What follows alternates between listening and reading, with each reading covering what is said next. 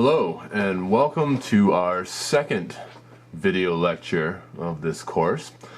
Today we are going to start talking about social inequality, just to give you an idea of where we are in the course at this point.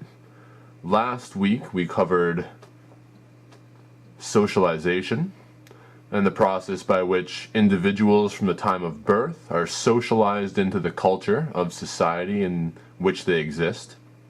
And today we're moving on to social inequality, and then next week we will have our third test.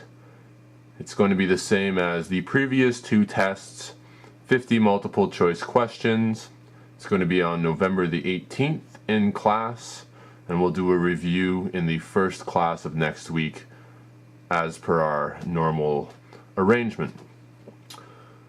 Okay, so moving on to today, what we're talking about, we have both global and the national perspectives. We can also look at a local perspective or a provincial perspective as well. There's all sorts of social inequality and it manifests itself in many different forms.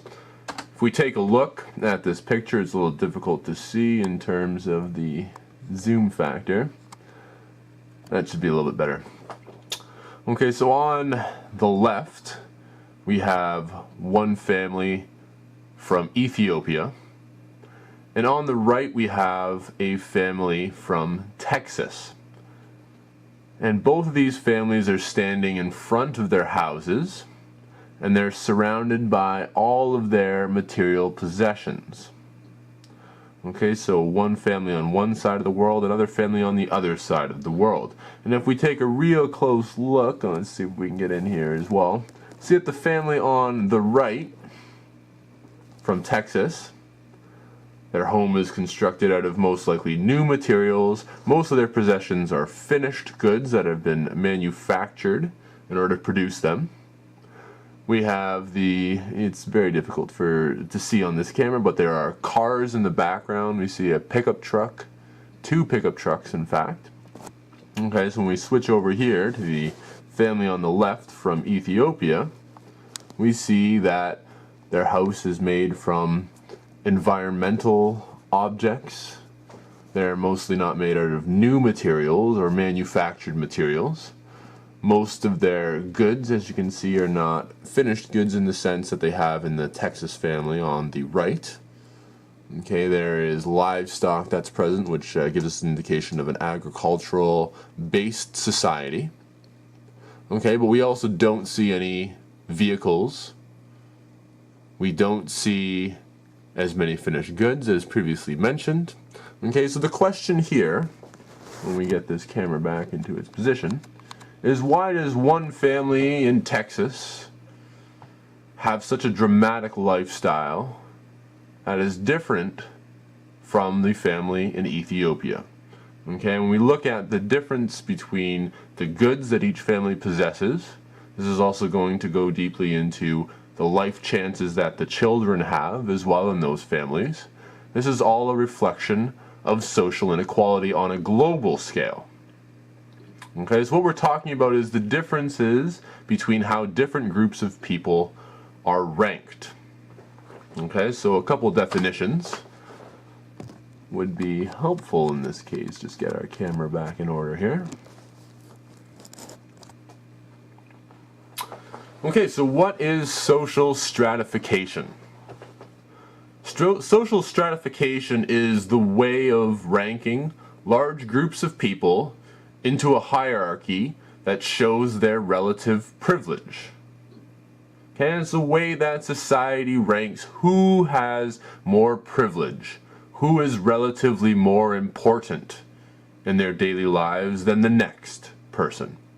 Okay, it is a system in which people are divided into layers according to their relative power, property, and prestige. Now we have to take each of these three terms here, power, property, and prestige, in turn, because again, it is a mix of these three factors. And I'll give you an example here. Okay, perhaps a doctor has an average income per year of, let's say, $250,000 a year. Down the street from you, where you're living, your neighbor also has an income of $250,000 a year. But rather than working as a doctor, your neighbor is a drug dealer. Okay, so if we only looked, for example, at power and property, rather than we left prestige out, for example, we wouldn't get a full understanding of the social stratification process, because in the example that I gave, the doctor and the drug dealer will have the same amount of social prestige based on their wealth and property accumulations. Okay, but when we add prestige into the mix, now we're talking about societal values. Who society values, what type of work our society thinks is beneficial, and what type of vocations are negative in these societies. This comes along with prestige to a certain extent. So whereas the doctor would have prestige and privilege in society as a result of our society valuing the work of doctors, even though the drug dealer makes the same amount of money, our society places a negative valuation on that type of occupation and looks down upon the drug dealer. Okay, so the way that power, property, and prestige work together will determine which social class, essentially, the individual is involved in. Okay? So every society has a way that it stratifies its members. Okay, it's going to be different across different cultures, as we talked about in our previous weeks. Every culture and every society will reflect both the material and the immaterial factors in that environment and how they interact with one another. So the form of social stratification is going to vary across society as well. But what we will, or we can say for sure about social stratification, is that every society stratifies its members in one way or another. So let's look just quickly, and we'll come back to this chart a little bit later on in the week. Let's look first of all at the Canadian stratification, if you will. And the chart we have right in front of us right now is an example of the Canadian socioeconomic classes, which is separated into quintiles. Now, quintile means 5 categories, divided equally in this case, each by 20%. So we're talking about at the top, we have the upper 20% of the Canadian class, if you will, so the affluent, rich folks that control, and we'll look at the percentage of national income that the top 20% receives, and that's in the chart that is an inverted pyramid to the right. So we'll see that the top 20% in the Canadian population earns 51% of the national income. So that is 51% of all wages paid out goes to the upper 20% in Canadian society. The next 24% of the nation's income that is distributed goes to the 20% of the population that is below the top group. Okay, so if we look at that, those two top classes, or groups in society, and we compare how much the top 40% of all Canadian income earners make, it's 75% of all available income in Canada. Okay, then we see that the next 25% of all income, again, this is the chart on the right, the inverted pyramid. The remaining 25% of all income that's available in Canada, distributed, then is split up between the bottom quintiles, so the lower 60%. Okay, and we could roughly say that starting in the bottom 20%, that could be the lower middle class or the underclass, for example, and we'll talk about these terms in a little bit more detail as we move through the lecture. And then moving up until the lower middle class, the upper middle class, depending on how you want to divide up the class system in Canada. Okay, so the top 40% of all income, or all income earners in Canada, earn 75% of all wages. The bottom 60% divides up that remaining 25%, and you can see that as the class gets, if you will, poorer, they have less income that's available to them to be distributed to a certain extent. Okay, so if we look at how unbalanced the income distribution is in Canada, it is reflected by this chart we have in front of us here, where more than half of all available wages goes to the top 20%, the wealthiest 20% in Canada, and the remaining amount of wages distributed amongst the less affluent in terms of quintiles, as we've discussed here. Okay, so this is one manner in terms of how our society has stratified individuals. Okay, and it changes, and it can change or modify itself depending on the society that you're existing in. So a couple definitions. Again, we should probably talk about what is social class, what is social status, again, social stratification. These are the focuses of the lecture today, and we've talked about these terms a little bit before in our previous lectures, but we haven't gotten as in-depth as we are today.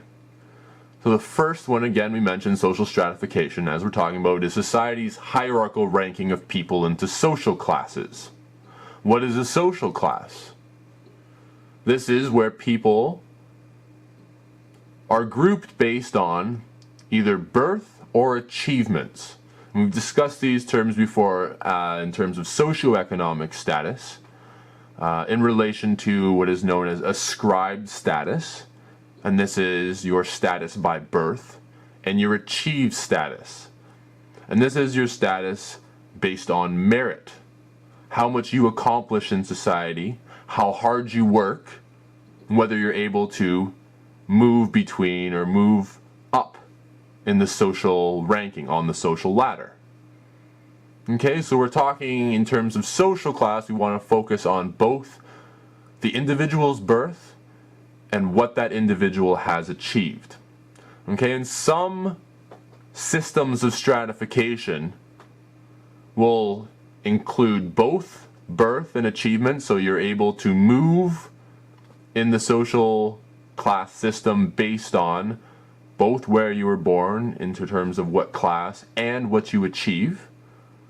Or you will have social stratification system where it's only based on ascribed status. You're born into your class and you won't move beyond that. There's no way to move into the upper classes or into the lower classes for that matter. Or there might be a system based on strictly achievement alone. Okay, where the ascribed status doesn't matter so much. This would be probably less likely to be existing in today's society, as there's probably not a system that is based purely on achievements alone, but perhaps in either a subculture or a corporate culture or these types of things, it might be based on purely achievements. Okay, and that'd be a way of ranking individuals, but it might not go directly to the class structure. Okay, mostly we're talking about ascribed status as being the dominant single classification, and we'll talk about this with the caste system in a few minutes. Okay, then following social stratification and social class, we also have to look at this term of social status. The prestige one has in society as a result of either both their birth or their achievements. Okay, this is how society ranks individuals. So it's first important to keep in mind that every society will have some way of stratifying people within society into classes or different groups. It's important to ask ourselves why. So it comes down to survival at the end of the day in each civilization and the availability of natural resources. Okay, so each society can utilize only what is in its environment to a certain extent in order to ensure its survival. And generally, resources are in short supply. There's not enough to go around for everyone. So a system of social stratification is a way to ensure that goods are distributed throughout society based on some form of predetermined criteria that is acceptable to the general majority of people in that country or province or wherever.